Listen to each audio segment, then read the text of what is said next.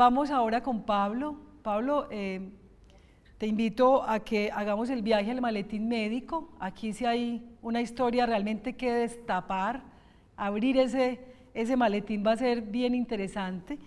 Estamos hablando de un ejemplar del maletín médico de color negro, hecho en cuero corrugado con bolsillos y cierres interiores.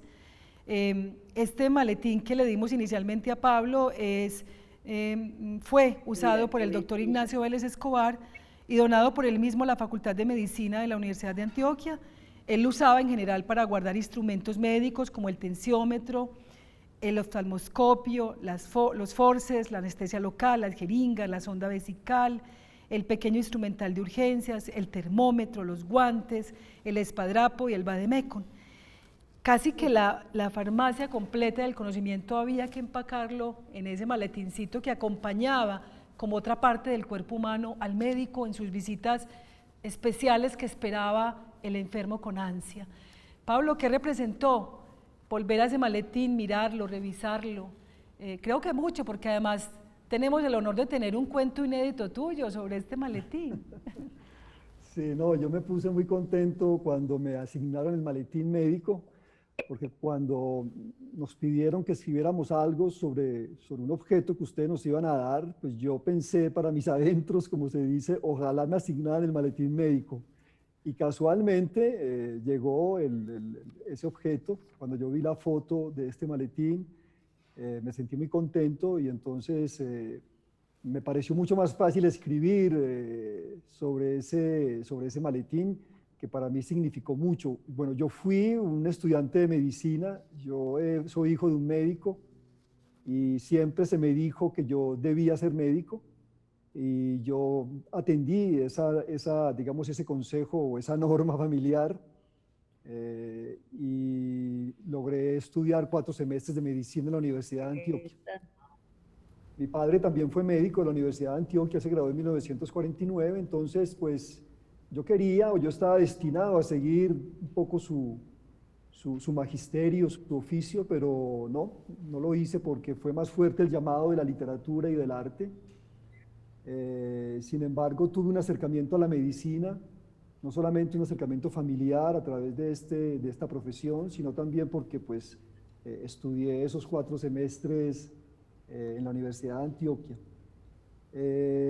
Sí, el maletín para mí significa muchas cosas, significa mi papá, significa el médico que fue mi papá, significa también un poco la historia de la medicina en nuestra región del país, y significa lo que tú dijiste, Gisela, o sea, como una especie de artefacto mágico en el cual estaba más o menos concentrado todo un oficio, toda la sabiduría de un oficio. Entonces, yo quería traer también para esta charla el maletín de mi papá. Llamé a mis hermanos, yo tengo muchos hermanos, tengo 10 hermanos. Llamé a mis hermanas, que son las que están enteradas de todas esas cosas, y les dije, ¿dónde está el maletín de nuestro padre? Y entonces me dijeron que lo había heredado un hermano. Yo no lo heredé porque yo me fui muy rápido de mi casa a recorrer el mundo. Y cuando ya regresé a Medellín en el 2002, pues mi padre había muerto y bueno, en realidad me quedé con muy pocas cosas de él, con unos libros que él me regaló de literatura, con unos cuantos libros también de medicina que yo pude, digamos, recuperar.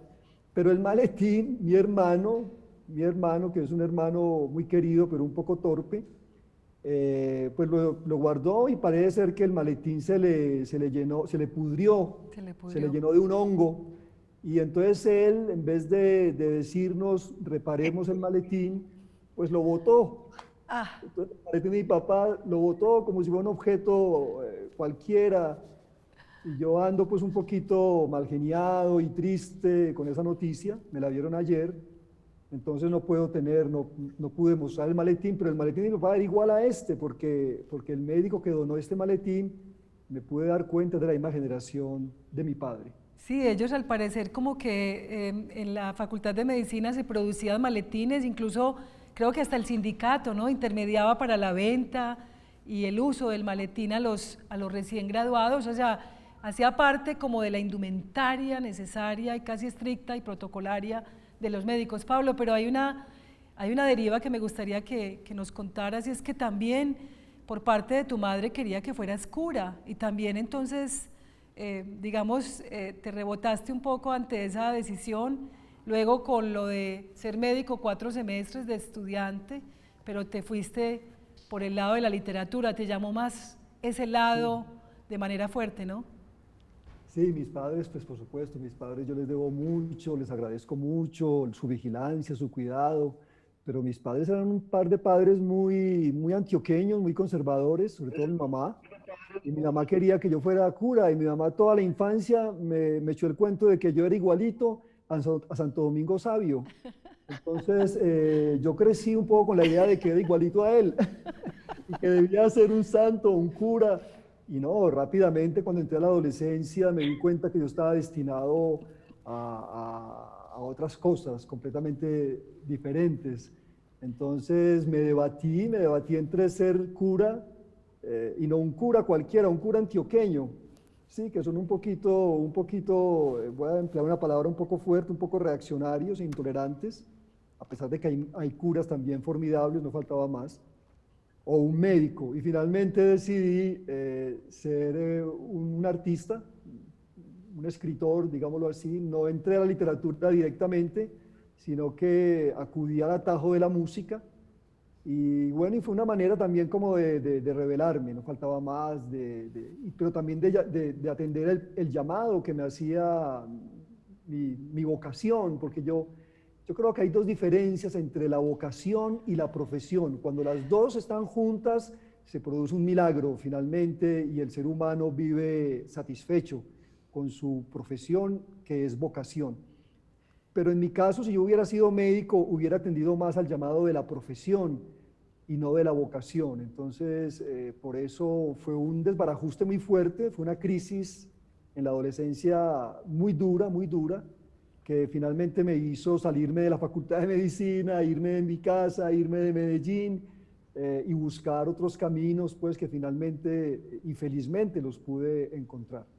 Bueno, aquí tenemos dos personas que han hecho parte de la historia de la universidad pública, defensores, yo diría, de lo público, ¿no? En el sentido estricto, y yo creo que esta situación nos ha llevado a entender también el valor que tiene lo público, la manera como debemos ayudar, ¿cierto?, a consolidar los espacios de lo público. Pero quisiera que entre ustedes me dijeran qué ha sentido cada uno del objeto que le correspondió al otro. Doctora Ángela, he visto que se ha reído mucho, se ha sonreído bellamente hoy de las historias de Pablo. ¿Qué opina usted de esa historia de Pablo con el maletín médico y la historia de su padre? ¿Y qué opina Pablo del microscopio del abuelo de la doctora Ángela?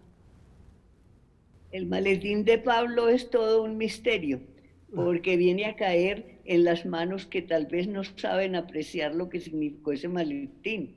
Es un objeto hermosísimo, pero para él, que no quiso ser médico, su contenido tal vez era más importante que la envoltura.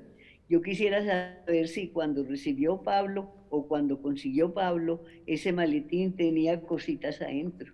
Sí, es que yo justamente, doctora, yo escribí un pequeño texto donde digo eso. Entonces voy a leer, ¿se puede, Gisela, leer el texto? Pero absolutamente, claro, estaríamos muy felices y de que lo hicieras.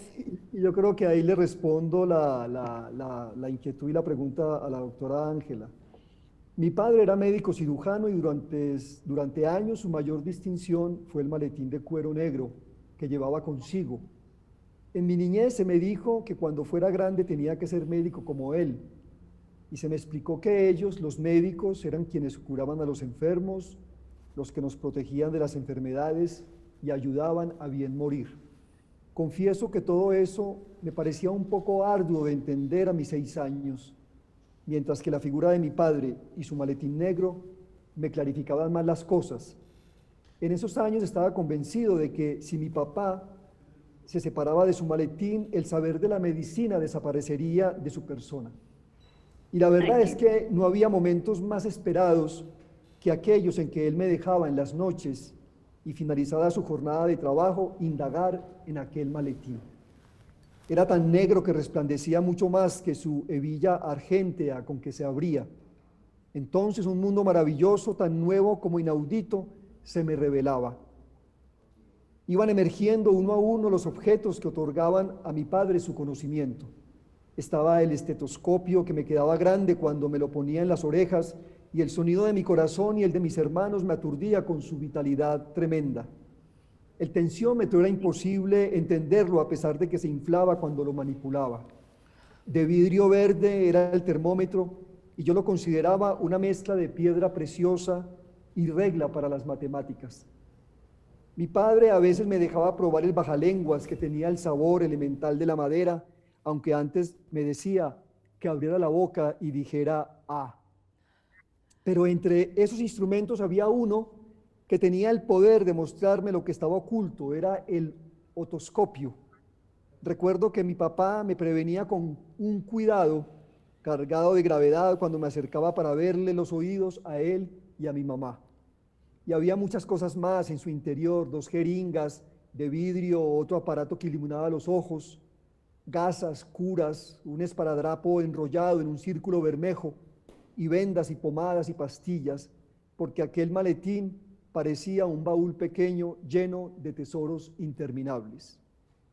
Una vez, tenía 10 años, mi padre me pidió que lo acompañara a una consulta a domicilio. Debía ver a un anciano moribundo y cuya casa estaba cerca de la nuestra. Antes de entrar a la habitación, él me preguntó si quería entrar, pero primero se inclinó y me dijo al oído que el hombre que veríamos estaba agonizando. Cuando afirmé con la cabeza, mi padre me pasó el maletín para que se lo llevara. Su peso de pronto se me incrementó y su tamaño se me hizo más inmenso. Quise decir, porque tuve miedo de ver a alguien que estaba a punto de fallecer, que no podía cargar el maletín. Pero guardé silencio, ingresé a la pieza y presencié, bajo la luz tenue de un bombillo, cómo el doctor Montoya examinaba al enfermo, y lo hacía con los objetos que por petición suya fui sacándole del maletín. Creo entender que tal fue la primera práctica que hice de ese oficio bajo la aprobación de mi padre. Luego, cuando pasé a la Facultad de Medicina, recibí de su parte un maletín igualmente negro para que asumiera la profesión respetable a la que, según su consenso, yo también estaba destinado. Sin embargo, ya sabía que lo mío era la literatura y el arte, y que así lo intentara con todas mis fuerzas, jamás podría ser un médico parecido a él y llevar un maletín como el suyo. Entonces, ahí está más o menos, doctora, la emoción que yo sentía con todo ese contenido que tenía el maletín de mi papá. Ahí está la respuesta, ¿no? A la inquietud de... Sí, eso es un aplauso cerrado porque... Gracias, doctora, gracias. Pablo, de alguna manera Precioso. está resumiendo la labor médica, pero también el asombro y la inquietud al misterio que un niño siente y sentiremos todos, independiente de la circunstancia.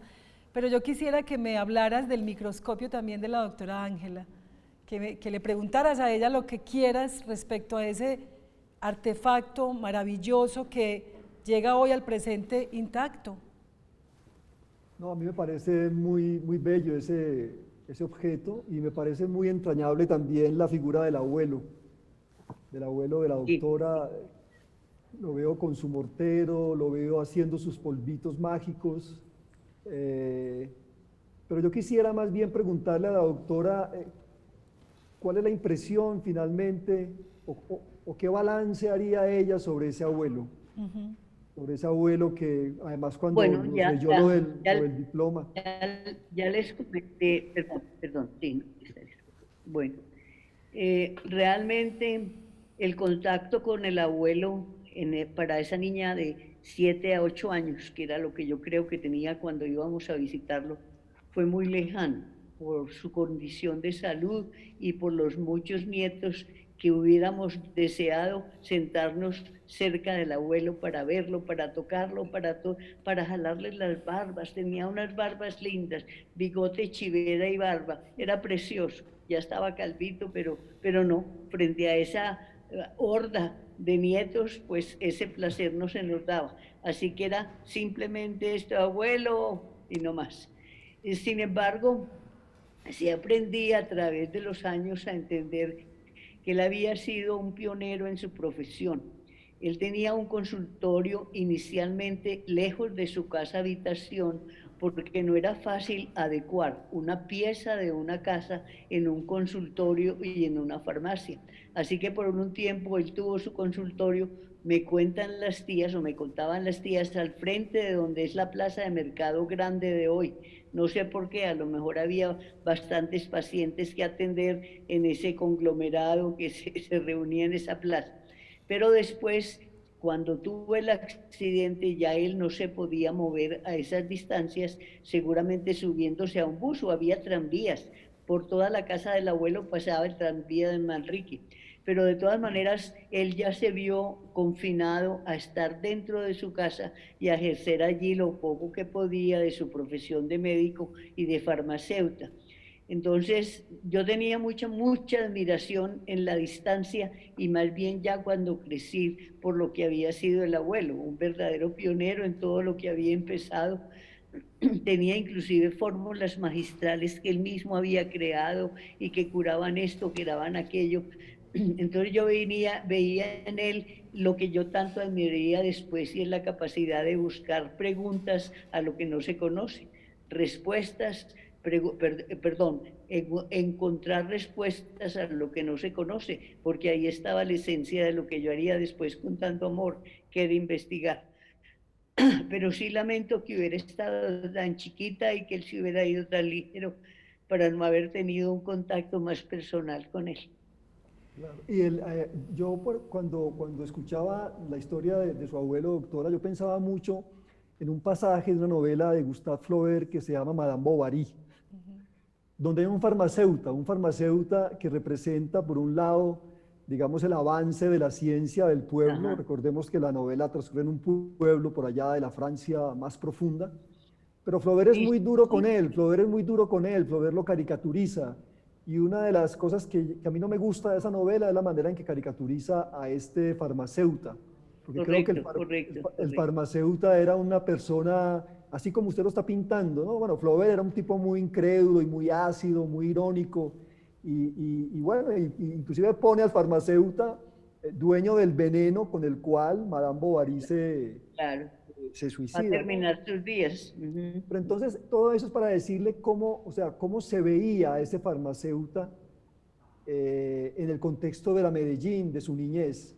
Pues, cómo se le considera a un personaje útil, importante, un personaje medio supersticioso. Era realmente una veneración en la distancia, porque él significaba desde esa edad mía algo que yo íntimamente sabía que quería proseguir, ¿no es cierto? Acuérdense que ya estaba enamorada de los microbios, que ya sabía para qué era ese microscopio, ese objeto negro y dorado que tenía en su farmacia.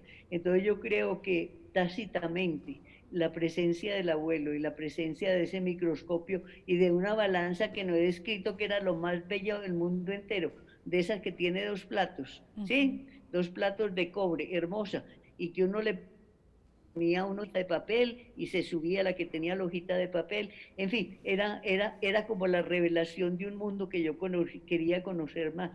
Y obviamente en la distancia yo adoré a ese abuelo.